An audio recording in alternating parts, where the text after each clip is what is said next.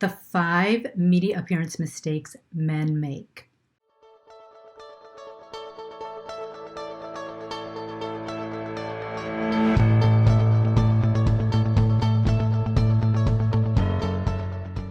Number 1 is being too factual or too focused on, too data-driven, I'd say. No emotional content. How do you remedy this?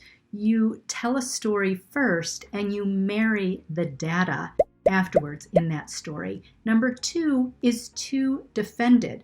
Men in this culture are used to competing with each other for one-upmanship. It's just the way that men relate to each other, so they try to knock each other off the pedestal, so to speak, so they can gain status above each other. Knowing that that's part of men's nature, one of the things that we do in Aikido, Japanese martial arts, and I'm a black belt, is we offer the area that we want to be hit. So, for example, if we wanted to be hit in the head, we would slightly tilt the head, offering that so the other person thinks that there's an opening and would hit us in the head, whether it's the stomach, whatever. So if you're talking about something that's controversial, for example, give a very specific considered opening where you would like to be attacked, and that way you control the attack.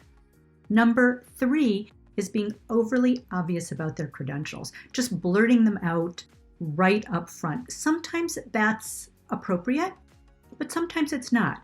Your presence should be enough of the credibility, and whenever a host introduces you with a bio, that's really enough to set your credibility without you having to interject it, certainly not right in the beginning. So, for example, I wouldn't say, I'm basing this training on the dozens of CEOs to celebrity chefs to executives and founders that I've trained.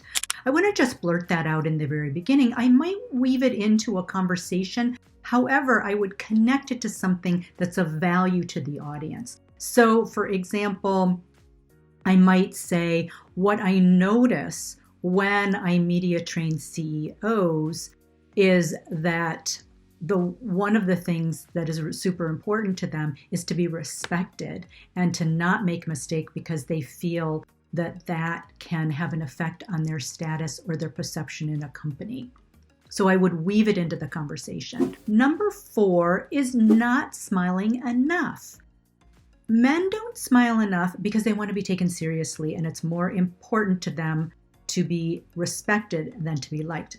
But that being said, and I totally understand that, there are times when you're delivering happy news or something that's great, the way to connect with people is to smile. And I'll tell you another reason for that. When people are giving TED Talks, those people who smiled more are rated as more intelligent. The important thing to know is that smiling makes you more easy to connect with, and when people can connect more deeply with you, then they'll listen more attentively. If you're excited to learn this today, you know what to do. Give me a thumbs up, comment, subscribe, and make sure to ding the bell. Number 5 is that men are often too loud. They project, but they're often upping their energy with their voice, maybe popping open their eyes like I just did, but they're talking a little bit loud to be taken seriously. Instead, you can vary the pacing, the pausing, the pitch, the rhythm, the tone, and the volume.